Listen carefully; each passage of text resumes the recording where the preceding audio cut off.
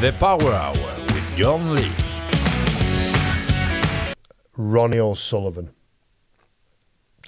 Now, if you're not into snooker, if you don't like snooker, if you don't follow snooker, then you probably don't know who Ronnie O'Sullivan is. Snooker's not one of the most popular sports in the world, but Ronnie O'Sullivan is, for me and for most snooker fans, I think, clearly the best snooker player in history. He is amazing. People use the word genius all the time now. If you can stand up and play a guitar at the same time, you're a genius. But Ronnie O'Sullivan, when he's playing snooker, is a genius. He's not a genius. He doesn't seem like a genius in interviews. You know, he doesn't seem like extremely intelligent.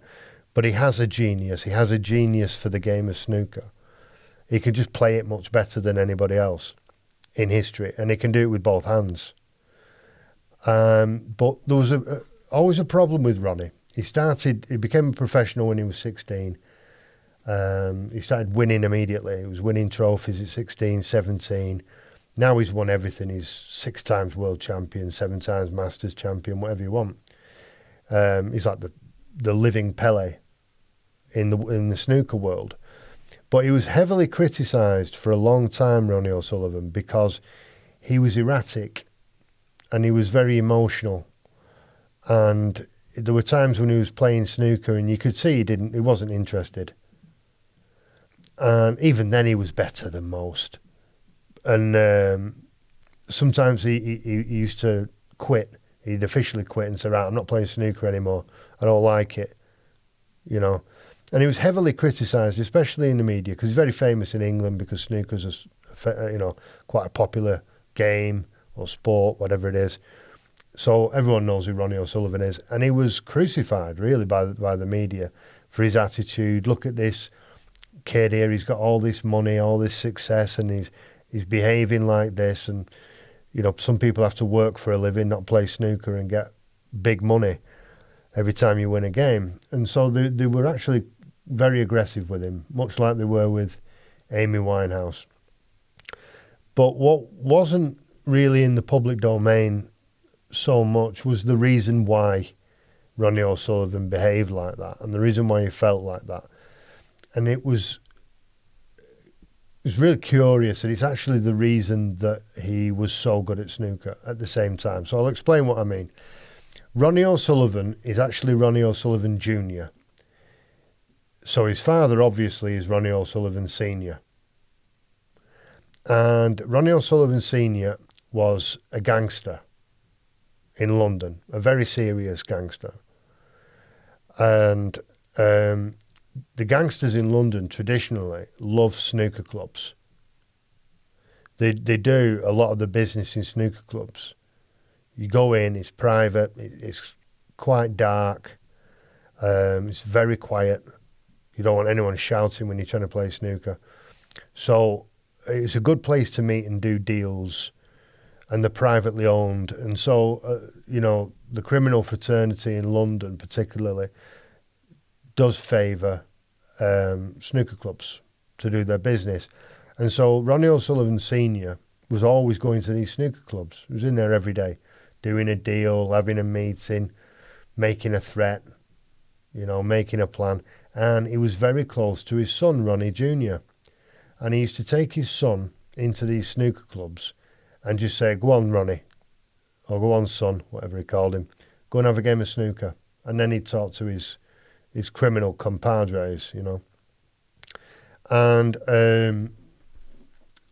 it quickly became apparent that Ronnie O'Sullivan Jr. had an incredible talent for snooker. They didn't really notice at first, but then they just kept hearing the sound of ding, the balls going in the pockets, and one after another, and they started watching him, and they thought, oh my God, this kid's amazing. And he was so good that by the time he was 11 years old, he was being interviewed on the television because he was destroying adult professional snooker players. And then he turned pro when he was 16 and became a worldwide sensation. And what I find really interesting about that is that you could look at that as a very sad story. He's close to his father. He grows up with his father. Then his father commits a murder, and this is what happened. He killed the driver and bodyguard. It's one person, driver, bodyguard, of Charlie Cray, who's the older brother of the Cray twins, world famous. There's a film called Legend, in which Tom Hardy plays both twins, Ronnie and Reggie Cray. And their older brother, Charlie Cray, had a bodyguard and a driver. This is a high-profile criminal in London. And Ronnie O'Sullivan Sr. killed him. He executed him in gangland execution. And so he went to prison. And he was given a life sentence, and he went to prison. And that's why Ronnie O'Sullivan was going through all these emotional moments and having all this turmoil in his life, because his dad was doing life for murder. And nobody realised that at the time. And they were very cruel to him. You've got to remember, this guy turned pro when he was 16. So when he was 21, 22, he'd been in the game for years. He was famous. But he was only a kid. And he's dealing with the fact that his dad's doing life for murder. And in the end, he did 17 years. He was in prison for 17 years. But I think for me, the unexpected and very unusual bright side of all this is that if his father had not been a criminal, he would never have taken him to the snooker clubs every day. And Ronnie O'Sullivan Jr. would have never discovered his talent, and the world would have been robbed of the best snooker player that we've ever seen. So that's a bittersweet story there of the O'Sullivans.